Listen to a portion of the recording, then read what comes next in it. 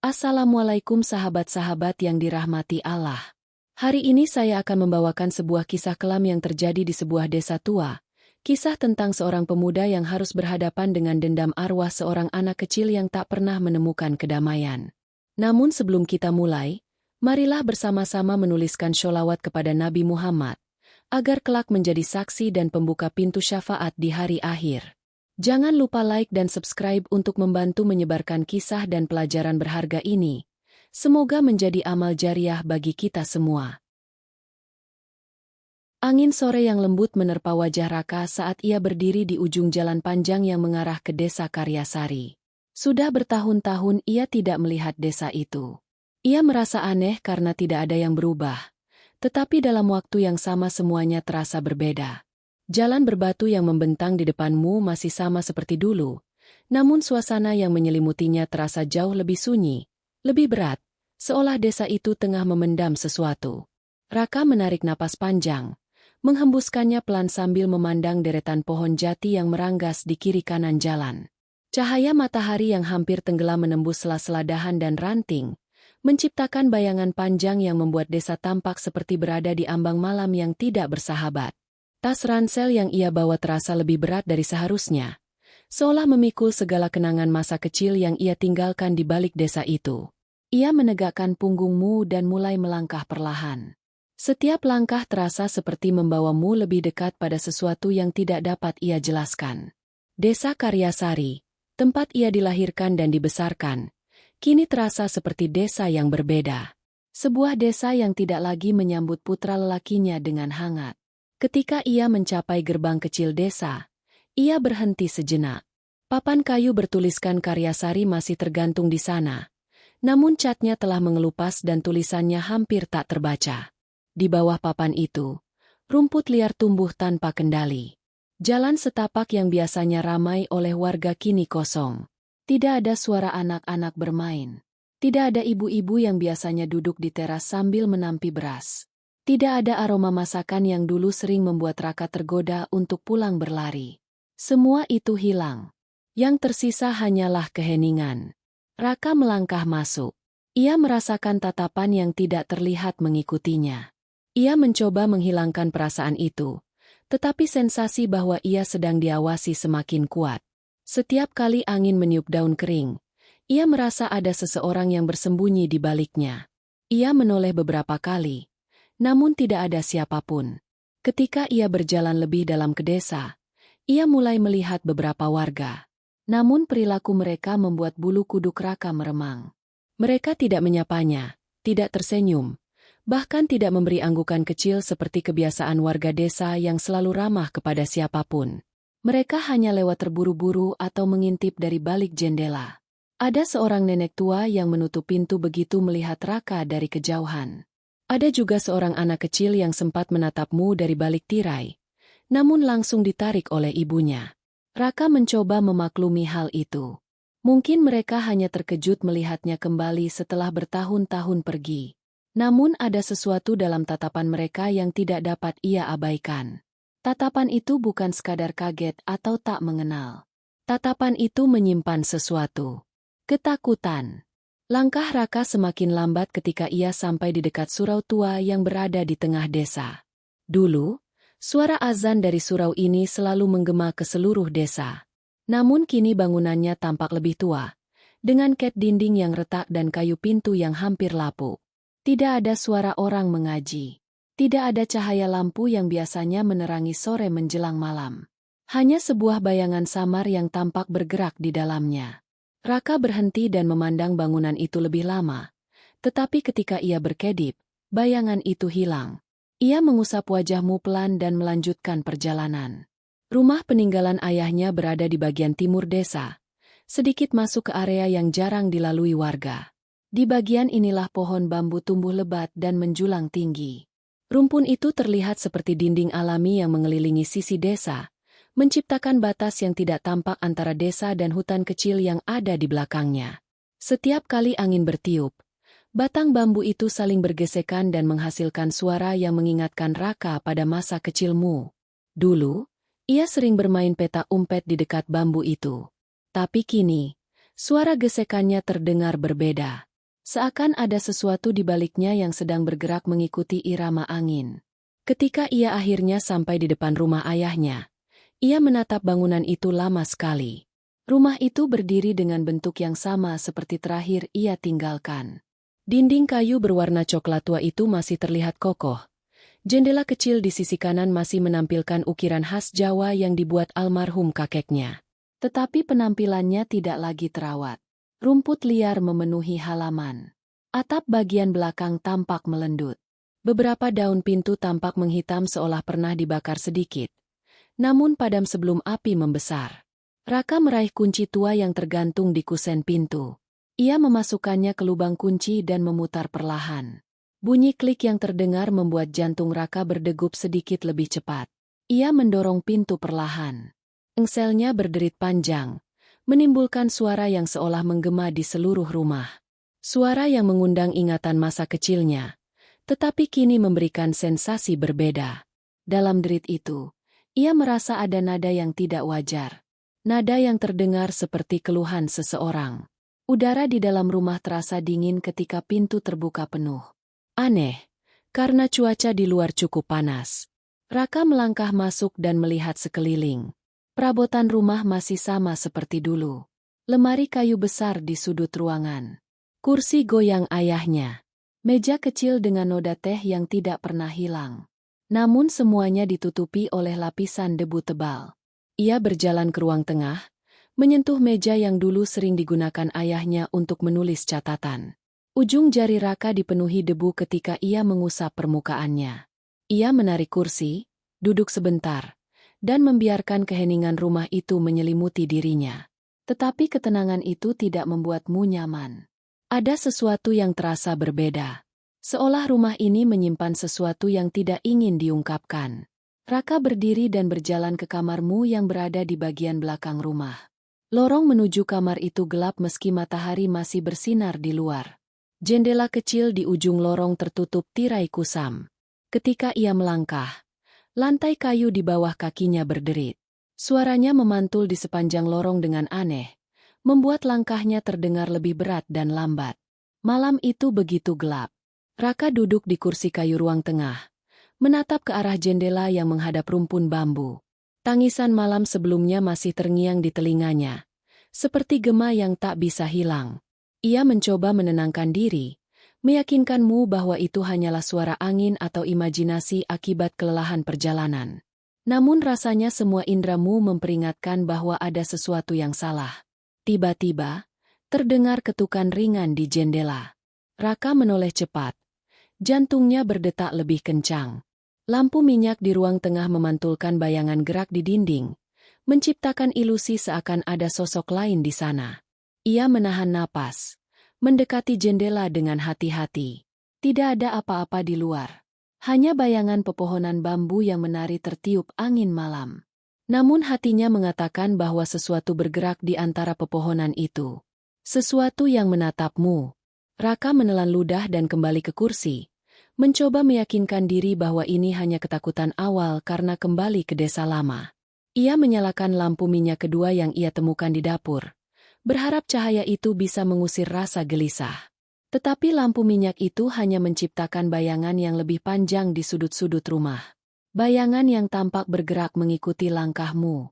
Saat Raka berdiri dan berjalan menuju kamar mandi di bagian belakang rumah, ia merasakan lantai kayu berderit aneh, tidak seperti biasanya. Setiap langkahnya seperti mengundang sesuatu. Dari arah ruang tengah terdengar suara berat, seperti benda jatuh, padahal ia yakin tidak ada apa-apa. Suara itu membuat Raka berhenti dan menoleh. Sekeliling gelap, hanya cahaya lampu minyak yang berkelap-kelip menerangi dinding rumah. Ia menarik napas panjang dan melanjutkan langkah, tapi rasa takut kini semakin menekan. Sesampainya di kamar mandi, ia menyalakan lampu minyak kecil di sana. Cahaya itu cukup untuk menyingkap permukaan kayu yang lembab. Namun ketika Raka menatap ke lantai, ia melihat bekas langkah kecil basah di dekat bak mandi. Langkah itu kecil, seukuran kaki anak-anak. Raka mendekat untuk memeriksa, tetapi lantai itu kering. Tidak ada air, tidak ada jejak lain. Ia mundur, menatap sekeliling, Jantungnya berdetak lebih cepat dari sebelumnya. Raka mencoba menenangkan diri. Ia mengingat kata-kata ayahnya dulu, bahwa rumah ini selalu terasa damai, bahkan saat malam paling gelap. Tapi malam ini berbeda. Ada sesuatu yang menunggu, sesuatu yang tidak bisa ia lihat jelas, tetapi kehadirannya sangat terasa. Ia memutuskan kembali ke ruang tengah, tetapi di lorong menuju sana, ia merasa ada yang mengikuti. Setiap langkah Raka, terdengar langkah lain yang lembut, seakan ingin menirunya. Langkah yang tidak selaras dengan lantai kayu di rumah, tapi cukup terdengar untuk membuat Raka berhenti dan menoleh ke belakang. Tidak ada siapa-siapa. Hanya gelap. Kembali di ruang tengah, Raka duduk, mencoba memusatkan pikiran. Ia membuka buku catatan tua ayahnya yang masih tersimpan di laci meja. Beberapa halaman berisi catatan keuangan dan beberapa tentang pekerjaan keluarga. Tetapi ada halaman yang berbeda. Halaman itu penuh coretan dan tulisan kecil yang hampir tidak terbaca. Salah satu kata yang jelas terlihat adalah Kunti. Raka mencondongkan tubuh, membaca perlahan. Namun sebelum ia bisa memahami tulisan itu lebih jauh, suara ketukan terdengar lagi di jendela. Kali ini lebih keras, lebih cepat, seakan-akan ingin dipanggil masuk. Raka berdiri, napasnya berat. Ia membuka jendela, menatap ke arah luar. Tidak ada apa-apa. Angin malam menyapu rambutnya, membawa aroma bambu basah dan tanah lembab. Namun dari arah rumpun bambu, ia merasa ada tatapan yang menusuknya. Suatu perasaan yang tidak bisa dijelaskan. Ia memalingkan kepala, tetapi tetap saja, matamu seolah tertarik ke arah itu. Bayangan kecil bergerak cepat, menghilang ketika ia mencoba fokus. Ia memutuskan untuk menyalakan lampu senter kecil yang ia bawa dari tas. Cahaya senter menembus kegelapan halaman depan. Semak-semak bergoyang, tapi tidak ada orang. Namun Raka mendengar suara bisikan lirih, seolah dari jauh, namun jelas terdengar. "Tolong, aku." Suara itu berhenti seketika ketika Raka membeku menatap arah suara. Detik berikutnya, suara langkah kecil terdengar lagi, mendekat dari arah teras. Raka mundur, menempel ke dinding. Lampu senter gemetar di tangannya. Ia menyalakan seluruh cahaya yang ada, tapi tetap, bayangan kecil itu tidak terlihat. Hanya suara, hanya langkah dan tangisan yang terus mengisi malam. Raka sadar bahwa ia tidak bisa mengabaikan tanda-tanda ini. Ada sesuatu yang salah. Sesuatu yang berkaitan dengan kata kunti yang ia temukan di catatan ayahnya. Ada rahasia yang selama ini disembunyikan desa. Sesuatu yang ingin muncul ke permukaan malam ini. Ia keluar rumah, meskipun rasa takut mencekam. Tanah di halaman lembab karena hujan sore tadi. Jejak kakinya tertinggal di rumput liar. Angin malam bertiup lebih kencang, menyapu daun-daun kering.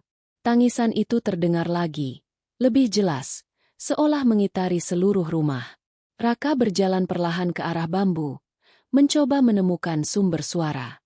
Namun setiap kali ia mendekat, suara itu seperti berpindah tempat, tidak pernah tetap. Ia merasa seperti diawasi, seperti ada mata yang menatapnya dari kegelapan, dari sela bambu yang tinggi. Langit malam semakin gelap, bulan tertutup awan, cahaya redup yang tersisa hanya berasal dari lampu senter Raka. Ia berhenti di tengah jalan setapak antara rumah dan rumpun bambu. Tangisan itu tiba-tiba berhenti. Sunyi yang menyesakkan dada. Raka menahan napas, mencoba mendengar suara langkah atau gerakan lain. Tidak ada. Tapi ia tahu sesuatu masih ada di sana. Sesuatu yang menunggu. Tiba-tiba, terdengar suara ketukan keras di pintu belakang rumah. Raka berbalik cepat. Pintu itu bergoyang seakan ada yang menahannya dari luar. Jantungnya berdetak kencang. Ia melangkah mendekat. Hatimu berkata untuk membuka pintu. Tetapi tangan Raka gemetar. Ia menahan napas. Ketukan itu berhenti. Sunyi lagi. Namun ketenangan itu hanya sesaat. Karena dari arah halaman terdengar suara tawa kecil. Samar dan menyeramkan. Suara itu berbeda dari suara manusia biasa. Terasa pahit, dingin, dan penuh amarah yang tidak wajar. Raka mundur, menabrak kursi. Ia menatap ke arah rumpun bambu. Di antara celah-celah batang, ia melihat sosok anak kecil. Tubuhnya kecil, rambut panjang menutupi wajahnya, dan gaun lusuhnya tampak basah oleh embun malam. Sosok itu menatap Raka tanpa bergerak, diam seperti patung. Raka terpaku. Jantungnya seperti berhenti sejenak. Sosok itu menengok ke samping, lalu menatap Raka lagi. Mata hitamnya kosong, tapi penuh kemarahan. Raka tersentak. Tangannya gemetar. Ia ingin lari, tapi kakimu seperti menempel ke lantai. Sosok itu mengangkat tangan kecilnya, menunjuk Raka, dan terdengar suara lirih yang mengalun seperti angin. Mereka bohong. Mereka semua bohong. Raka menelan ludah. Ia menyadari bahwa dendam masa lalu sedang menuntut perhatianmu. Tidak ada jalan mundur. Tidak ada alasan untuk mengabaikan.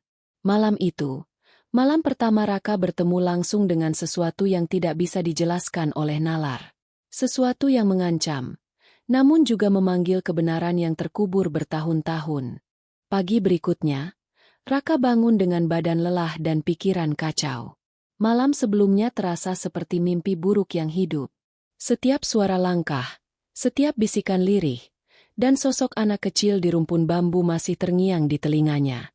Tangannya masih gemetar saat ia meminum air dari gelas yang ia letakkan di meja.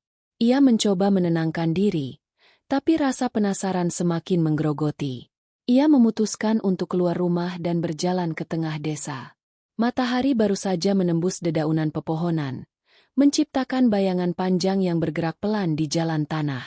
Raka berharap dengan bertemu warga, ia bisa mendapatkan jawaban tentang apa yang terjadi semalam. Namun langkahnya terasa berat karena setiap kali ia menatap rumah-rumah kosong di sekitarnya, bayangan gelap seolah mengikutimu. Di jalan utama, ia bertemu Pak Wiryo, salah satu tetua desa yang masih tinggal di sini. Wajah lelaki tua itu pucat, matanya merah dan sembab. Ia tampak tergesa-gesa membawa keranjang berisi sayuran dari kebun. Ketika Raka menyapanya, Pak Wiryo menatapmu tajam. Ada ketegangan yang jelas di antara keduanya. Raka, kau tidak seharusnya keluar rumah saat malam Jumat, kata Pak Wiryo seraya menunduk. Suaramu bergetar sedikit. Raka menatapnya heran. Malam Jumat? Tetua, aku hanya ingin mengerti apa yang terjadi di desa ini. Aku mendengar suara anak kecil menangis semalam. Aku ingin tahu. Pak Wiryo menelan ludah. Wajahnya semakin pucat. Kau tidak tahu. Ada hal-hal di desa ini yang seharusnya tidak dibicarakan. Hal-hal yang jika kau kenali terlalu cepat, bisa menjerumus kamu. Kau harus berhati-hati. Jangan terlalu dekat dengan rumpun bambu itu. Jangan menoleh saat kau mendengar suara itu. Dan jangan pernah mencoba mencari sendiri. Apapun yang kau lihat, jangan disentuh. Jangan didekati. Raka menatapnya dengan mata terbelalak. Apa yang kau maksud? Siapa yang menangis semalam? Apa hubungan semua ini dengan desa? Pak Wiryo menggeleng. Tidak ada yang boleh kau ketahui sekarang. Hanya satu hal yang bisa kuberikan. Kau harus percaya dan mematuhi larangan ini. Malam Jumat itu, malam yang berbeda. Malam yang seharusnya dilupakan. Sebelum Raka bisa bertanya lebih jauh, Pak Wiryo meninggalkannya, berjalan cepat menyusuri jalan setapak yang tertutup dedaunan kering. Raka menatap punggung lelaki tua itu, hatinya semakin penasaran dan sekaligus takut. Ada sesuatu yang ditutupi desa ini, sesuatu yang mungkin berbahaya. Sepulang dari jalan, Raka mencoba menenangkan diri di rumah. Ia membuka catatan ayahnya lagi, mencoba menemukan petunjuk tentang Kunti. Ia membaca setiap coretan, setiap tulisan yang samar. Beberapa kata muncul berulang kali. Fitnah, hilang, rumpun bambu. Tidak ada penjelasan jelas. Hanya petunjuk yang seakan menuntunnya pada sesuatu yang lebih besar. Sesuatu yang selama ini disembunyikan. Malamnya, Raka memutuskan untuk tetap di ruang tengah dan menyalakan lampu minyak. Keheningan rumah menyelimuti setiap sudut. Namun terasa berat, menekan. Detik demi detik berlalu, dan tiba-tiba terdengar ketukan pelan di jendela, diiringi suara langkah kecil yang familiar. Raka membeku. Jantungnya berdegup lebih cepat. Langkah itu berhenti di teras depan. Sini. Angin malam menyapu dedaunan. Tapi ia tahu, sesuatu ada di sana. Sosok kecil yang menunggu. Raka berdebat dalam hati. Ia tahu kata tetua tadi. Ia seharusnya tidak keluar rumah. Ia seharusnya mengabaikan suara itu. Namun rasa ingin tahu mendorongnya. Ia meraih lampu senter, membuka pintu perlahan, dan melangkah keluar. Hembusan angin malam membuat gaun lusuh anak kecil yang berdiri di antara bambu tampak bergerak. Sosok itu menatap Raka dengan mata hitam kosong, menimbulkan rasa dingin yang menembus tulang. "Kenapa kau menatapku?" bisik Raka pelan. Suaranya hampir tenggelam di angin malam. Sosok itu tidak menjawab, hanya menatap. Diam. Tangannya menunjuk ke arah rumpun bambu yang lebih gelap. Tiba-tiba, terdengar suara tangisan lain, lebih keras dan menyeramkan. Suara itu berasal dari sisi lain rumpun bambu. Raka menahan napas. Ada lebih dari satu suara malam ini. Sesuatu mengelilinginya. Sesuatu yang menuntut kehadirannya. Langkahnya terhenti. Ia menyadari bahwa dirinya berada di tengah teka-teki yang lebih besar dari yang ia bayangkan. Malam Jumat ini bukan sekadar malam biasa. Ada sejarah kelam yang ingin muncul. Ada dendam yang menunggu untuk diungkap. Sosok anak kecil itu, yang seakan menjadi penjaga rahasia, menatapnya terus, seakan menuntut Raka menemukan kebenaran. Ia ingin bertanya, ingin lari, ingin menutup mata dan berharap semua ini hanyalah mimpi. Namun setiap pilihan terasa salah. Setiap gerakan yang ia lakukan akan mengubah jalannya malam ini.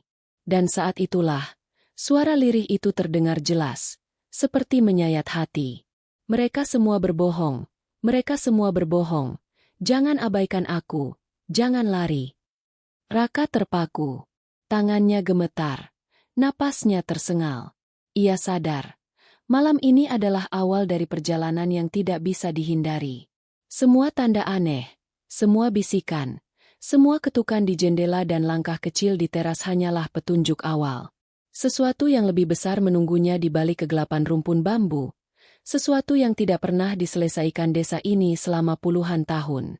Dan Raka kini menyadari, untuk memahami malam ini, untuk menghadapi semua yang menunggu, ia harus melanggar larangan. Ia harus menyelidiki sendiri, menemukan kebenaran di balik dendam yang telah lama tersembunyi. Namun rasa takut tidak pernah menghilang. Ia tahu, satu langkah salah saja bisa membuatnya menjadi bagian dari rahasia kelam desa selamanya. Tangisan itu semakin keras, memekakan telinga. Sosok anak kecil itu menghilang sesaat di antara bambu, kemudian muncul kembali, menatap Raka dengan intensitas yang membuat jantungnya terasa seperti dihimpit. Raka merasakan napasnya membeku. Malam Jumat ini, malam pertama yang sesungguhnya bagi Raka, baru saja dimulai. Semua tanda aneh, semua suara misterius, semua ketukan dan langkah yang ia dengar malam demi malam, kini tidak bisa diabaikan lagi. Ia tahu, malam ini, sesuatu yang selama puluhan tahun tersembunyi, sedang menuntut untuk diungkap. Dan ia tidak bisa mundur, tidak bisa berhenti. Sesuatu akan terus mengikuti, mengintai, sampai ia menghadapi kebenaran itu sendiri. Raka menatap rumpun bambu dengan mata penuh ketegangan. Di balik kegelapan itu, ada rahasia yang menunggu untuk terbuka, dan tangisan malam ini hanyalah permulaan dari sebuah mimpi buruk yang nyata.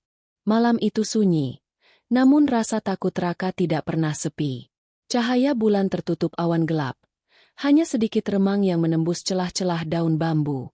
Tangisan anak kecil semalam masih terngiang, tapi malam ini berbeda. Suasana terasa lebih berat, lebih tegang, seolah malam menunggu sesuatu untuk terjadi. Raka berdiri di depan rumah peninggalan ayahnya, menatap rumpun bambu yang menjorok ke halaman. Jantungnya berdetak kencang. Tiba-tiba terdengar suara langkah halus di teras. Raka menoleh cepat. Di sana, berdiri sosok anak kecil, perempuan, gaun lusuh basah embun, rambut panjang menutupi sebagian wajah. Mata hitamnya kosong, namun sorotannya menusuk. Ia tidak bergerak, hanya menatap Raka. Suasana hening begitu mencekam sehingga Raka bisa mendengar detak jantungnya sendiri. Raka menelan ludah. Siapa? Siapa kau? Suaranya bergetar, hampir tak terdengar. Sosok itu diam. Hanya langkah kecil terdengar dari bambu di belakangnya. Bergeser pelan, seperti mendekat. Raka menyadari sosok itu tidak sendiri. Tangannya gemetar. Ia meraih senter dan menyalakannya, menyorotkan cahaya ke arah anak kecil itu. Sosok itu bergerak mundur sedikit, namun tetap menatap Raka. Tiba-tiba ia menjerit. Suaranya nyaring namun melengking, membuat Raka terhenti kaget. Pergi. Jangan ikut. Jangan ikut aku. Suaranya terdengar seperti campuran tangisan dan amarah yang mendalam. Raka terpaku. Ia ingin lari, namun rasa penasaran lebih kuat. Raka melangkah maju perlahan. Aku tidak akan menyakitimu. Aku hanya ingin mengerti. Sosok itu menatapnya dengan intens, lalu berlari cepat ke arah rumpun bambu. Raka mengejarnya, menembus kegelapan, menendang akar-akar bambu, menabrak batang kayu yang jatuh. Suasana malam menjadi kacau, suara ranting patah, dedaunan berdesir, namun ia tetap mengikuti. Di tengah rumpun bambu, ia berhenti sejenak. Sosok anak kecil itu menghilang di antara kegelapan. Tangannya gemetar, napasnya tersengal. Ia menoleh ke sekeliling, hanya melihat bayangan dan kegelapan. Tangisan terdengar lagi, lebih dekat, lebih menekan. Raka merasakan sesuatu yang menatapnya dari gelap, dari sela bambu. Sesuatu yang lebih dari sekadar anak kecil. Sesuatu yang penuh dendam. Tolong aku. Jangan biarkan mereka membohongiku. Suara itu terdengar di dekat telinganya. Raka menoleh, tapi tidak ada apa-apa. Hanya kabut tipis malam yang bergerak di antara bambu. Ia menelan ludah, mencoba tetap tenang, tetapi rasa takut dan penasaran bercampur menjadi satu. Ia tahu ia sedang berhadapan dengan sesuatu yang tidak wajar, sesuatu yang telah menunggu selama puluhan tahun. Raka memutuskan untuk maju lebih dalam, menembus gelap, mengikuti suara. Tangis itu memandu langkahnya, mengarahkannya ke sebuah area yang lebih gelap dan rapat. Di sana, ia menemukan sebuah lapangan kecil yang dikelilingi bambu tinggi. Di tengah lapangan, sosok itu muncul lagi. Kali ini lebih jelas. Mata hitamnya menatap Raka, penuh kesedihan dan kemarahan. Gaunnya basah. Rambutnya basah menempel di wajah pucatnya. Tangannya menunjuk ke arah Raka dengan nada menuntut. Kenapa kalian? Suara anak itu pecah di malam. Raka mendekat hati-hati. Napasnya tersengal. Aku tidak tahu apa yang terjadi. Aku hanya ingin tahu, kenapa kau menangis? Sosok itu bergerak mundur, kemudian berlari mengelilingi lapangan. Tangisan itu kini bercampur dengan tawa yang dingin, menakutkan. Raka mengikuti, tetapi setiap kali ia hampir menyentuh, sosok itu menghilang ke bayangan bambu. Tiba-tiba sosok itu berhenti dan menatap Raka tajam. Ia menyadari, ini bukan sekadar anak kecil biasa. Ada aura gelap yang mengelilinginya, sesuatu yang membuat udara di sekitar menjadi dingin, menusuk tulang. Kau harus pergi, teriaknya. Namun nada itu lebih seperti amarah yang lama terpendam daripada permintaan. Raka terpaku, namun keberanian dan rasa ingin tahunya lebih kuat daripada ketakutan. Raka memutuskan untuk berbicara lebih tegas. Aku tidak akan pergi. Aku ingin tahu siapa kau, apa yang terjadi di desa ini. Sosok itu menatapnya lama. Lalu, perlahan, ia menundukkan kepala, dan suara lirih terdengar. Mereka semua, menuduhku, mereka yang membunuhku. Aku tidak pernah melakukan apa-apa. Raka merasakan hawa dingin menusuk tubuhnya. Jantungnya berdegup cepat. Tetapi ia tetap mencoba menenangkan diri. Tenang, ceritakan padaku. Aku akan mendengar. Aku akan membantumu. Sosok itu menatapnya, seakan menilai ketulusan Raka. Lalu, ia menghilang lagi ke balik bambu. Tangisan dan tawa yang mengerikan bercampur, membuat Raka mundur beberapa langkah. Namun hatinya tetap terdorong untuk mengikuti. Dalam kegelapan malam, ia menemukan jejak kaki kecil basah, menandakan sosok itu baru saja lewat. Raka mengikuti jejak itu hingga ke sebuah pondok tua di sisi timur desa yang sudah lama ditinggalkan. Pintu pondok sedikit terbuka, dan dari celah itu terdengar suara tangisan yang lebih keras, lebih menyayat hati. Raka menatap sekeliling, memastikan tidak ada siapapun, lalu mendorong pintu perlahan. Di dalam pondok, udara lembab dan bau kayu tua menusuk hidungnya. Di sudut ruangan, terlihat bayangan kecil yang duduk di lantai, kepala tertunduk. Raka melangkah pelan. Cahaya senter menyorot bayangan itu. Sosok itu menengadah perlahan, menatap Raka. Matanya penuh luka, tubuhnya gemetar. Raka menunduk, menatapnya seolah ingin menenangkan. Aku Raka. Aku tidak akan menyakitimu. Aku hanya ingin tahu, apa yang terjadi padamu. Sosok itu diam, namun suara lirih terdengar dari bibirnya. Aku, anak Kunti, mereka, membunuhku, mereka, tidak pernah membenarkanku hidup. Raka tertegun. Nama itu, Kunti, yang ia temukan di catatan ayahnya, yang disebut tetua desa, kini nyata di hadapannya. Ia menyadari bahwa dendam yang selama ini terdengar samar di malam Jumat bukan sekadar cerita kosong. Sosok ini, anak Kunti, adalah kebenaran yang selama ini ditutupi desa. Ia melihat luka dalam mata anak kecil itu, campuran antara kesedihan, amarah, dan dendam yang membara. Raka menelan ludah. Hatinya bergolak antara rasa takut dan keingintahuan. Ia sadar malam ini, ia telah melanggar larangan tetua desa. Ia mengikuti sosok itu, mendengar kisah yang tidak pernah diceritakan. Malam ini, anak Kunti tidak hanya muncul sebagai bayangan misterius, tetapi sebagai perwujudan dendam dan kebenaran yang menuntut untuk diungkap. Tangisnya bergema, terdengar semakin keras, hingga seluruh pondok terasa bergetar. Raka menunduk, napasnya tersengal. Ia tahu, malam ini baru permulaan. Sosok anak Kunti akan membawamu pada rahasia yang lebih gelap, sejarah kelam desa, dan konflik yang belum pernah ia bayangkan. Malam ini, ia mulai menyadari bahwa keberadaannya di desa Karyasari bukan sekadar mengurus rumah peninggalan ayahnya.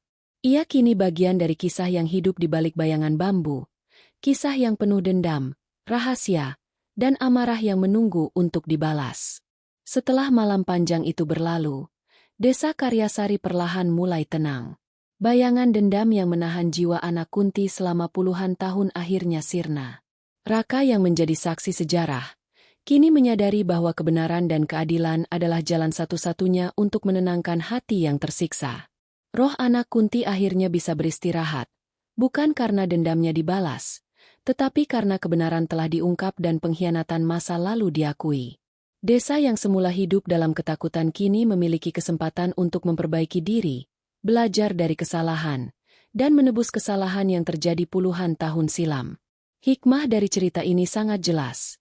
Ketidakadilan, fitnah, dan kebohongan akan selalu menimbulkan penderitaan, bahkan setelah kematian.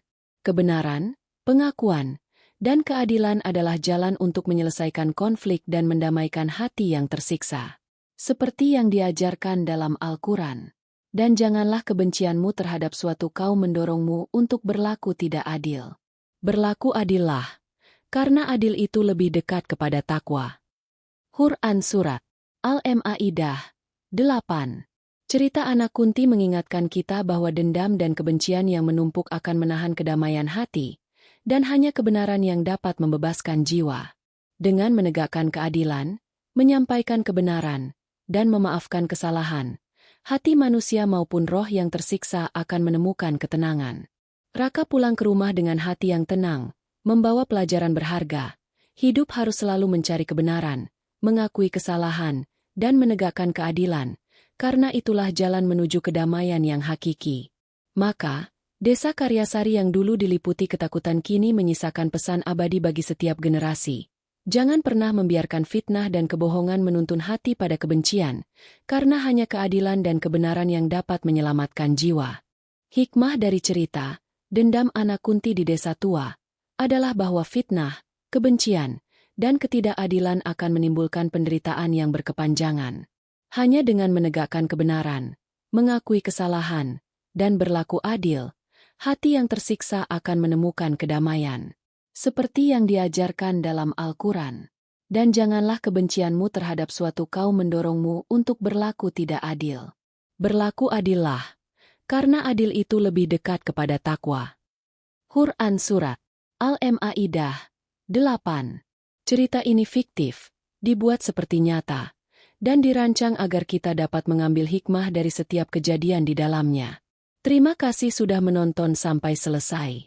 Jika kalian senang dengan cerita ini, jangan lupa untuk tinggalkan komentar, like, dan subscribe agar channel ini terus bisa menghadirkan kisah-kisah menarik lainnya.